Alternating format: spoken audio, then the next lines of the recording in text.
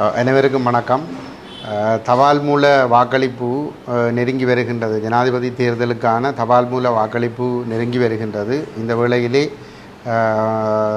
அரசாங்க உத்தியோகத்தர்கள் தபால் மூல வாக்களிப்பிற்காக விண்ணப்பித்தவர்களிடம் வேண்டுகோள், நீங்கள் சமூகத்திலே ஒரு உயர்ந்த நிலையில் இருக்கின்றவர்கள்.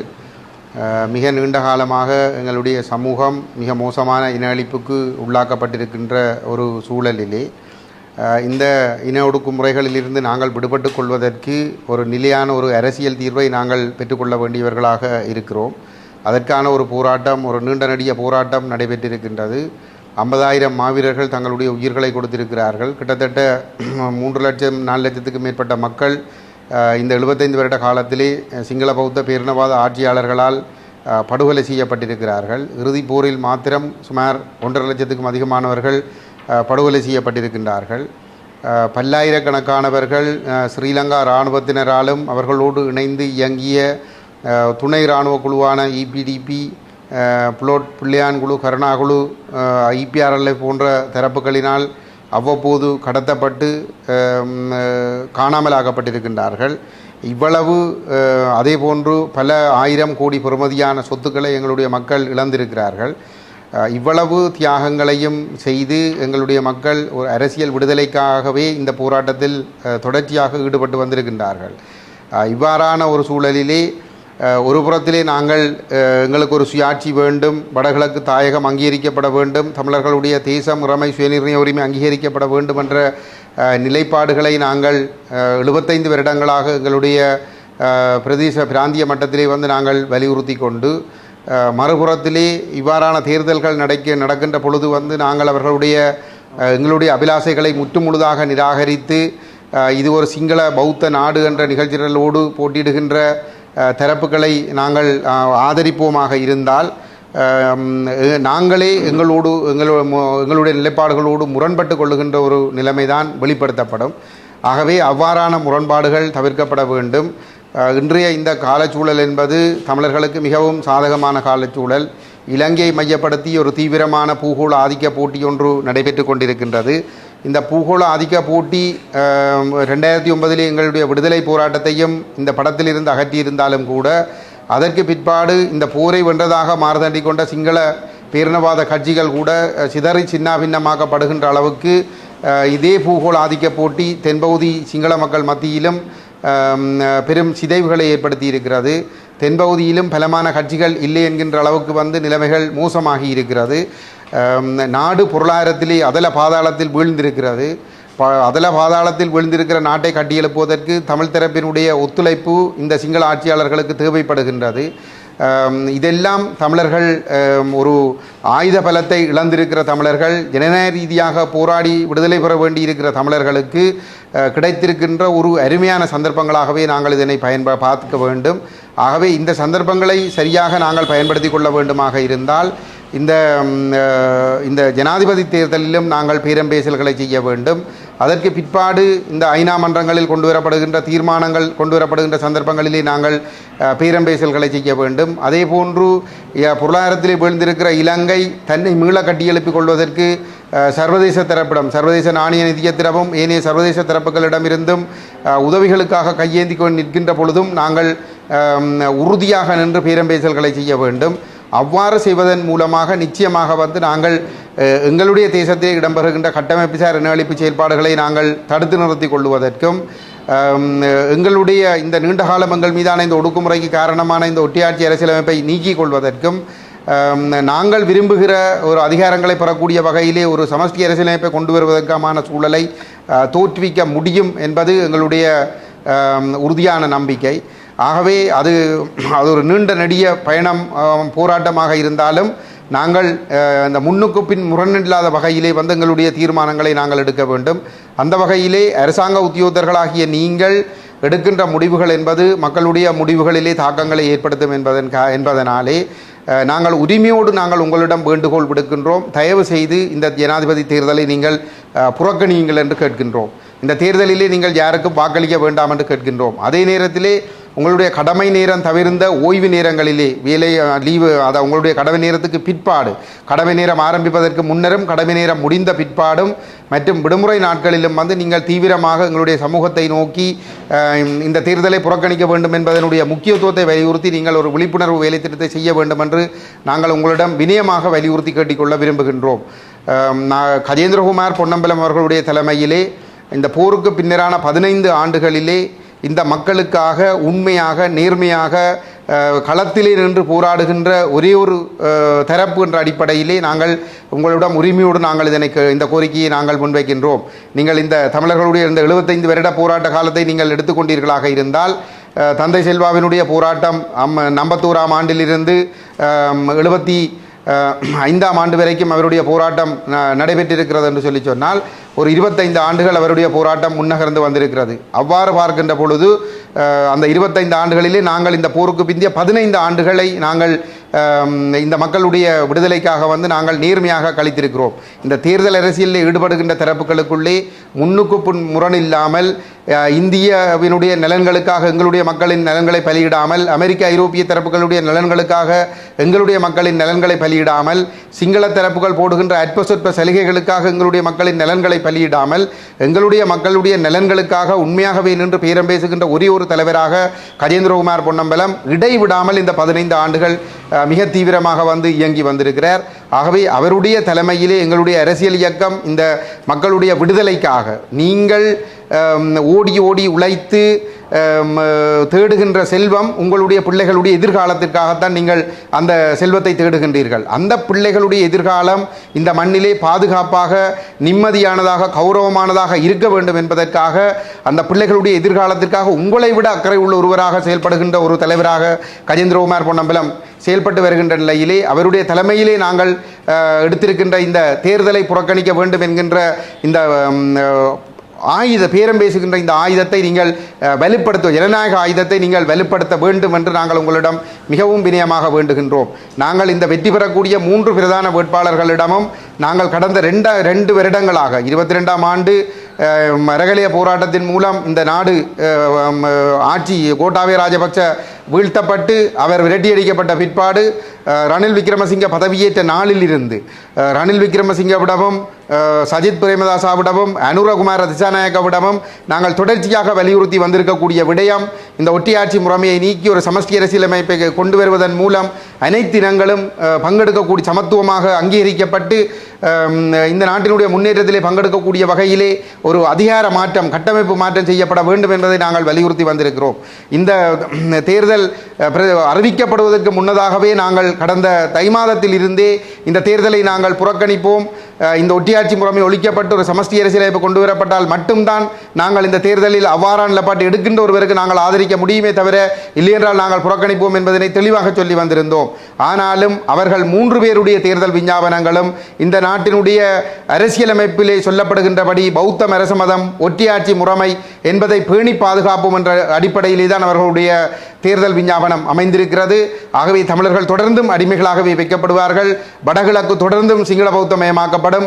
இவ்வாறான ஒரு தேர்தல் விஞ்ஞாபனத்தோடு வருகின்றவர்களுக்கு தயவு செய்து நீங்கள் உங்களுடைய வாக்குகளை வழங்க வேண்டாம் என்று கேட்கின்றோம். பொது வேட்பாளர் என்கின்ற ஏமாற்று நாடகத்திற்குள்ளும் சிக்கிப்பட வேண்டாம். 15 வருடங்களாக ஒட்டியாட்சிக்குள் 13ஆம் திருத்த சட்டத்தை தீர்வாக வலியுறுத்தி நிற்கின்ற கட்சிகளும் சிவில் அமைப்புகளும் சேர்ந்து இந்த பொது வேட்பாளரை நிறுத்தி இருக்கிறார்கள். இது பகிஷ்கரிப்பை தோற்கடிப்பதற்காக, தமிழ் தேசியத்தை தோற்கடிப்பதற்காக, தமிழ் மக்களை அடிபணிய வைப்பதற்காக, தமிழ் மக்கள் எப்பொழுதும் இந்திய அமெரிக்க நாடுகளுடைய நலன்களுக்காக எங்களுடைய வாக்குகளை ஒரு கருவியாக பயன்படுத்த வேண்டும் என்பதற்காக ஒரு சதியாகத்தான் இந்த பொது வேட்பாளர் நிறுத்தப்பட்டிருக்கிறார். ஆகவே அவரை நம்பி நீங்கள் ஏமாந்து விட வேண்டாம், இந்த தேர்தலை புறக்கணியுங்கள் என்று உங்களிடம் உரிமையோடு வேண்டிக் கொள்கிறோம். எங்களை பொறுத்தவரையிலே இது சுமந்திரனுடைய நிலைப்பாடு மட்டுமல்ல, என்னை பொறுத்தவரையில் இது தமிழரசு கட்சியினுடைய நிலைப்பாடு. ஆனால் அவர்கள் மிக கெட்டித்தனமாக தங்களுக்குள் முரண்பாடு இருப்பது போன்ற ஒரு தோற்றப்பாட்டை வெளியிலே காட்டிக் கொண்டிருக்கின்றார்கள். சுமந்திரன் இவ்வாறு கூறுவதற்குரிய காரணம் அவர் ஒரு தந்துருபாயமாகத்தான் அவர் அதனை கூறுகின்றார். அவரை பொதுவாக அவரை பற்றி மக்கள் மட்டத்திலே ஒரு தேசிய நேர்மையான தமிழ் தேசிய உணர்வுள்ள தமிழ் மக்கள் மட்டத்திலே அவரை பற்றி இருக்கின்ற ஒரு பெயர் வந்து அவர் ஒரு பொய்யர் என்கின்ற ஒரு பெயர் இருக்கின்றது வந்து. அவர் எப்பொழுதுமே வந்து சொந்த மக்களை ஏமாற்றுவதற்காக பல்வேறுபட்ட பொய்கள் புரட்டுகளை சொல்லி கடந்த காலங்களிலே அவர் பல தமிழ் மக்களை ஒரு நிரந்தரமாக இந்த தீவிலே அடிமையாக்குகின்ற தமிழர்களுடைய எதிர்காலத்தை குழி தோண்டி புதைக்கின்ற பல செயல்பாடுகளை வந்து அவர் செய்து கொண்டு வந்திருக்கிறார். அந்த வகையிலே வந்து அவர் கடந்த சில வாரங்களுக்கு முன்னர் ஊடகம் ஒன்றிலே சொல்லியிருந்தார், வவுனியாவிலே தமிழரசு கட்சியினுடைய ஒரு கூட்ட முடிவுக்கு பிற்பாடுதான் சொல்லியிருந்தார் வந்து இணைந்த வடகிழக்கிலே தமிழர்கள் சமஷ்டி அடிப்படையில் தீர்வை கொடுப்பதற்குத்தான் தாங்கள் ஆதரவு வழங்குவோம் என்று சொல்லியிருந்தார். ஆனால் இப்பொழுது சஜித் பிரேமதாசாவுக்கு ஆதரவு என்று சொல்லி ஒரு முடிவு எடுக்கப்பட்டிருப்பதாக அவர் ஒரு கருத்தை கூறியிருக்கின்றார். இப்பொழுது சுமந்திரன் சமஷ்டி தருபவர்களுக்கு தாங்கள் வாக்களிக்க தயார் என்று சொல்லி சொன்னது என்பதனுடைய உள்ளர்த்தம் என்னவென்று சொன்னால், ஏற்கனவே தயாரிக்கப்பட்டு தேரலையிலே இருக்கிற இந்த ஏக்கிய ராட்சிய வரைவுக்குள் சமஷ்டி இருக்கிறது என்று சொல்லி இவர்கள் ஏற்கனவே மக்களை ஏமாற்றி கொண்டிருந்தவர்கள் இப்பொழுது அதாவது சிங்கள மக்களுக்கு அந்த சமஷ்டி என்ற சொல் ஒரு அலர்ஜியாக இருப்பதன் காரணமாக அல்லது அவர்களுக்கு ஒரு அச்சமூட்டுவதாக இருப்பதன் காரணமாக அந்த சொற்களை பயன்படுத்தாமல் அதற்குள் சமஷ்டி இருக்கிறது என்று சொல்லி எங்களுடைய மக்களை ஏமாற்றி அதை நாடாளுமன்றத்தில் ஒரு புதிய அரசியலமைப்பாக கொண்டு வருகின்ற பொழுது வந்து அதனை ஆதரிப்பதற்கு வந்து அவர்கள் தயாராகி இருக்கிறார்கள். அதனுடைய ஒரு சதியினுடைய ஒரு ஆரம்ப கட்ட ஒரு நிகழ்வாகத்தான் இந்த சுமந்திரனுடைய இந்த அறிவிப்பு. சமஷ்டி இணைந்த வடகிழக்கிலே சமஷ்டி தருபவர்களை ஆதரிப்போம் என்ற அவருடைய அறிவிப்பும், அதற்கு பிற்பாடு சமஷ்டி என்ற வார்த்தையே இல்லாமல் வடகிழக்கு இணைப்பு என்ற விடயமே சொல்லப்படாத சஜித்தினுடைய தேர்தல் விஞ்ஞாபனம் வெளிவந்த பிற்பாடு அவரை ஆதரித்திருப்பது என்பது அந்த ஏக்கிய ராட்சிய வரைவை அவர்கள் ஆதரிப்பதற்கு தயாராகி இருக்கிறார்கள் என்பதுதான் அதனுடைய அர்த்தம். கடந்த 29ஆம் தேதி இந்திய தேசிய பாதுகாப்பு ஆலோசகரோடு கதைக்கிற பொழுது அவர் ஒரு கருத்தை கூற முற்பட்டிருந்தார். அது சமஷ்டி என்ற சொல்லில்லாவிட்டாலும் வந்து சமஷ்டிக்குரிய அம்சங்கள் அந்த வரைவிலே இருப்பதாக சொல்ல முற்பட்டிருந்தார். நான் அதிலே என்னுடைய கருத்தை தெளிவாக பதிவு செய்திருந்தேன். அதில் சமஷ்டி என்பது கிடையாது. அது பௌத்தம் அரசமதம் என்று சொல்கிறது. வடகிழக்கு இணைப்பு கைவிடப்பட்டிருக்கிறது. அது பிரிப்பையும் நிரந்தரமாக்குகிறது. அதே நேரத்திலே சமஷ்டி கைவிடப்பட்டிருக்கின்றது. ஏக்கிய ராட்சி என்ற அடிப்படையிலே தான் அது வந்திருக்கிறது என்று சொல்லி நாங்கள் எங்களுடைய ஆட்சேபனை அதை நாங்கள் அந்த வரைவை நாங்கள் ஏற்றுக்கொள்ள முடியாது என்பதை நாங்கள் பதிவு செய்திருக்கிறோம். ஆகவே தமிழ் மக்களை ஏமாற்றி இந்த ஆட்சிக்கு வரக்கூடிய தரப்புகளோடு சேர்ந்து ஒற்றியாட்சிக்குள் தமிழரசியலை முடக்குகின்ற சதி நடவடிக்கை என்னுடைய வெளிப்பாடாகத்தான் நாங்கள் இதனை பார்க்கிறோம்.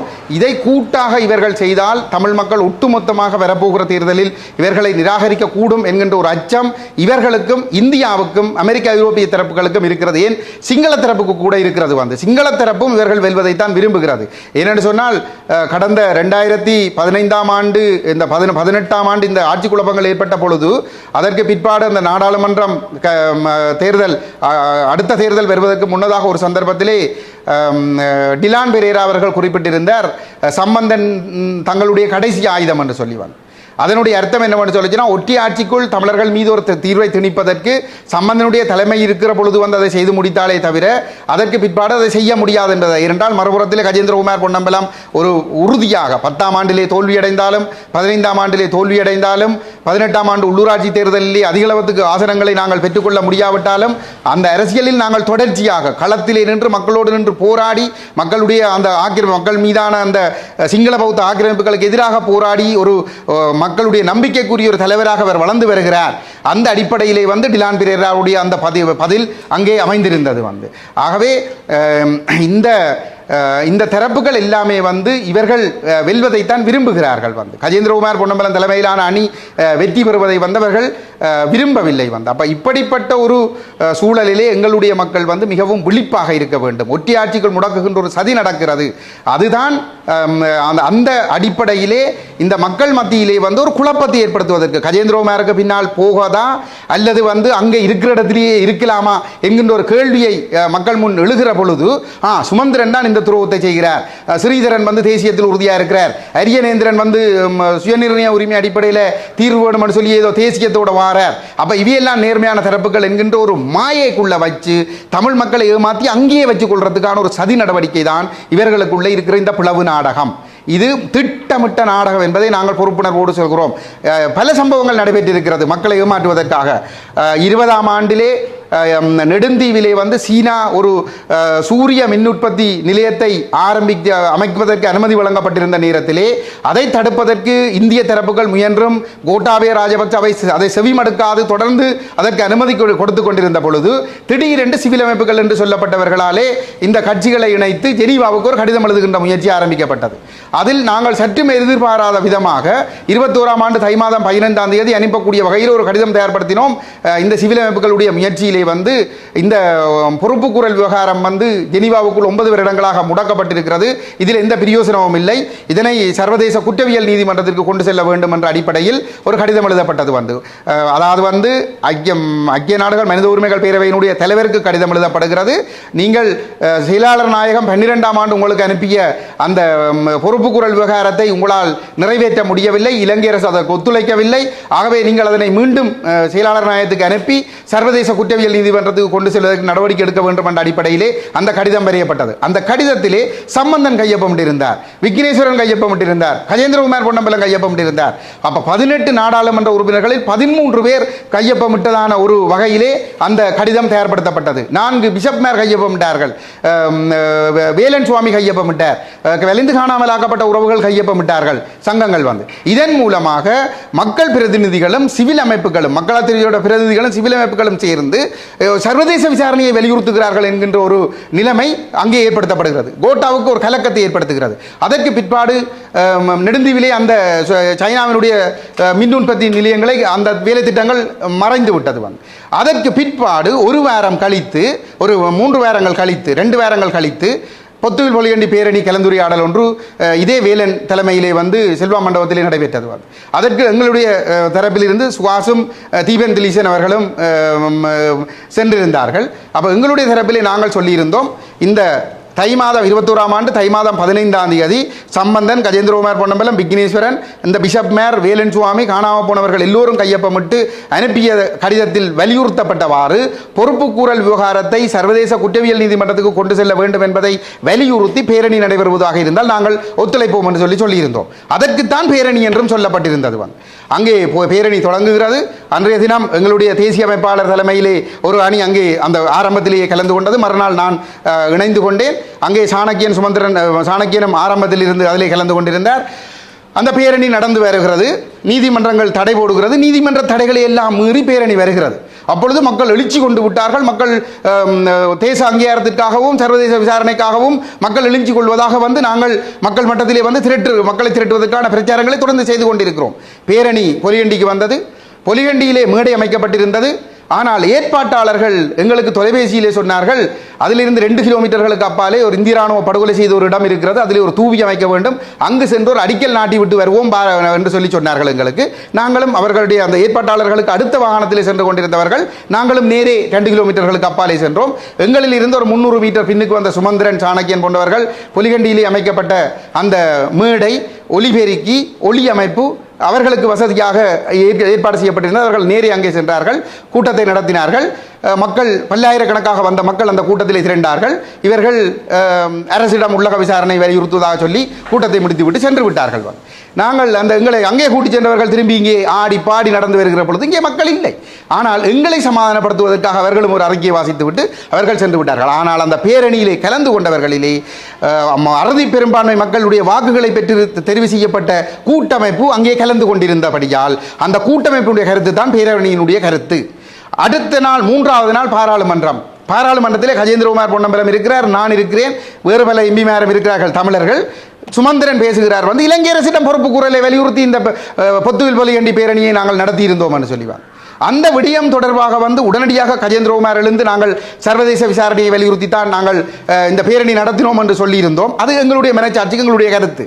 ஆனால் அங்கே யார் மக்களுடைய அறுதி பெரும்பான்மை ஆணையை வைத்துக் கொண்டிருந்தவர்கள், அது தமிழ் தேசிய கூட்டமைப்பினுடைய பேச்சாளர் சுமந்திரன் சொன்ன கருத்து வந்து அது தொடர்பாக நாங்கள் வேலனிடம் தொடர்பு கொண்டு இவர் இப்படி ஒன்று செய்து விட்டார் என்ற பொழுது டெலிஃபோனுக்குள்ளால பொங்கி எழுந்தார், ஒரு துரோகி இப்படி எல்லாம் அவர் எப்படி செய்யலாம், இந்த நான் பிரஸ் மீட்டிங் வச்சு கிளிக்கிறேன் என்று சொல்லி எல்லாம் சொல்லி போட்டு பத்திரிகையாளர் மாநாட்டை ஏற்பாடு செய்து போட்டு பத்திரிகையாளர் மாநாட்டில் சொல்றார் பொத்துவில்ல பேரணி ஆரம்பிக்கிற பொழுது போலீஸ் தடுக்க முற்பட்டது, சாணக்கியன் நின்றபடியால் போலீஸ் தடையை உடைத்துக் கொண்டு பேரணி வந்தது, அதால் தான் பேரணி வெற்றிகரமாக முடிந்தது என்று சொல்லி. நான் இதில் என்னத்தை சொல்ல வருகிறேன் என்று சொன்னால், அந்த பேரணிக்கு புலம்பெயர் தமிழர்கள் பெருமளவு நிதியுதவி வழங்கியிருந்தார்கள் இந்த ஏற்பாட்டாளர்களுக்கு.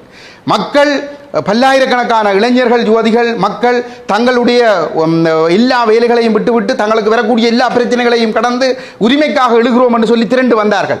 ஆனால் அந்த பேரணி எதற்காக பயன்படுத்தப்பட்டது? அந்த எழுதப்பட்ட கடிதத்தை மறுதளித்து ஒரு முடிவெடுக்கிறதற்காக மக்கள் திரண்டு உள்ளக விசாரணையை வலியுறுத்துவதான ஒரு தோற்றப்பாடு ஏற்படுத்தப்பட்டது அந்த பேரணி ஊடாக. அதற்கு பிற்பாடு 2 கிழமை கழித்து சம்பந்தன் அறுதி பெரும்பான்மை கொண்ட தரப்பினுடைய தலைவர் சம்பந்தன் மனித உரிமைகள் பேரவைக்கு கடிதம் எழுதினார். ஜெனீவா தீர்மானம் 46 தீர்மானம் என்ன வடிவத்திலேனும் நிறைவேற்றப்பட வேண்டும், உள்ளக விசாரணை தீர்மானம் என்று சொல்லிவார்.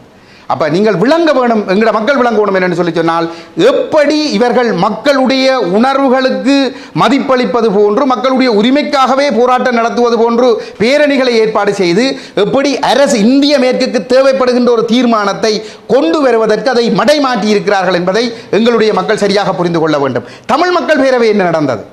தமிழ் மக்கள் 15ஆம் ஆண்டிலே மக்கள் ஆணை கொடுக்கிறார்கள், சர்வதேச விசாரணைக்கும் வடகிழக்கு இணைந்த தாயகத்தில் சுயநிர்ணய உரிமை அடிப்படையில் சமஷ்டி பெறுவதற்கும் கடைசி சந்தர்ப்பம் தாருங்கள் என்று சம்பந்தன் கேட்டுக்கொண்டதற்கிணங்க 15 ஆசனங்கள் கொடுக்கப்படுகிறது, அறுதி பெரும்பான்மை ஆசனங்கள்.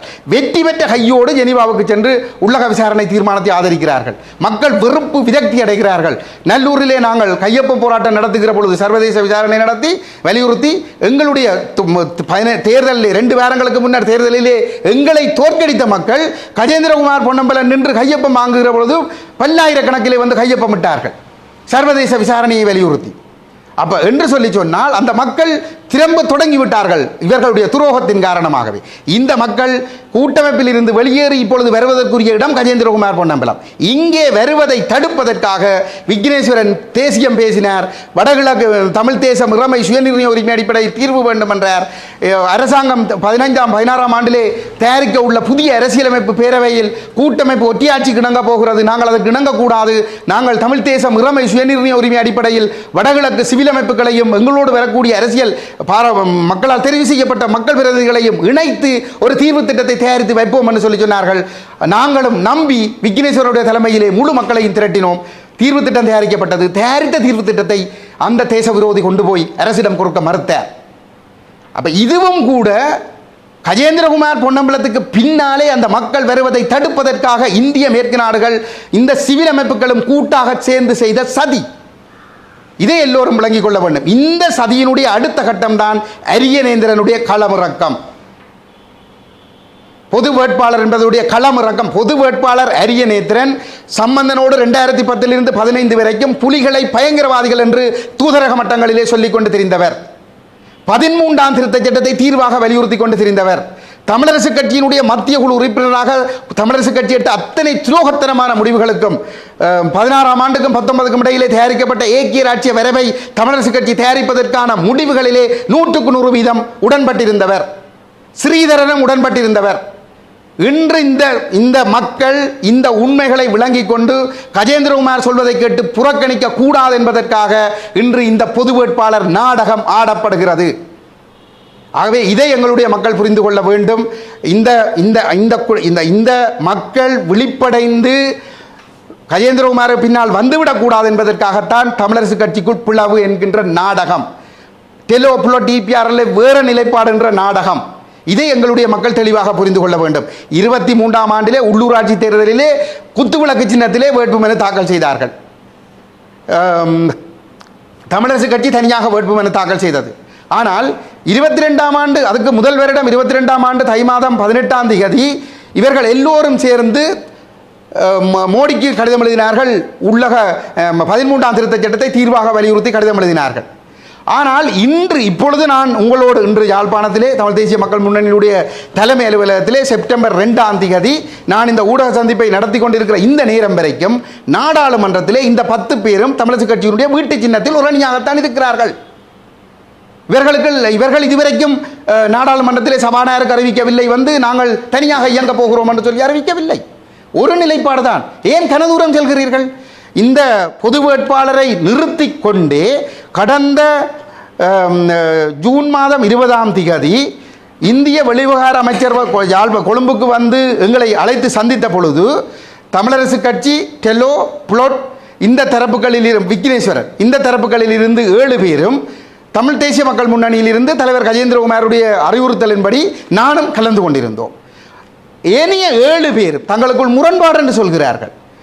சுமந்திரன் தாந்தோண்டித்தனமாக நடிப்பதாக சொல்லுகிறார்கள். அப்படி என்று சொன்னால் எப்படி அங்கே ஒரே குரலில் 13ஆம் திருத்தச் சட்டத்தை நடைமுறைப்படுத்துவது பற்றி பேசினார்கள்? அதைவிட வேறு எந்த விடயங்களையும் அவர்கள் பேசவில்லை. நான் மாத்திரம்தான் இந்த தலைமையுடைய வழிகாட்டுதலின் அறிவுறுத்தலின் அடிப்படையில் எங்களுடைய மக்கள் எங்களுக்கு வழங்கிய ஆணையின் அடிப்படையிலே ஒற்றியாட்சியை நிராகரித்து 13ஐ நிராகரித்து 16க்கும் 19க்கும் இடைப்பட்ட ஏக்கியராட்சிய வரவை நிராகரித்து சமஷ்டி தீர்வு வேண்டும் என்ற நிலைப்பாட்டை நான் வலியுறுத்தி இருந்தேன். ஆகவே பிளவு என்பது சொல்வதெல்லாம் மக்கள் இவர்களோடு கூட்டாக துரோகம் செய்கிறார்கள் என்று கூட்டாக நிராகரிக்கிற நிலைமை வராமல் மக்களை குழப்பி அந்த வாக்குகளை தங்களுக்குள் வைத்துக் கொள்வதற்காக மேற்கொள்ளப்படுகிற சதி நடவடிக்கை. இதைத்தான் நான் சொல்லிக்கொள்ள முடியும். ஆகவே சுமந்திரனுடைய முடிவு என்பது அந்த தமிழரசு கட்சியினுடைய வீட்டு சின்னத்தில் போட்டியிட்ட 10 பேருடைய நிலைப்பாடும் தான். உங்கள் தபால் மூலமாக்கினால் இயலும்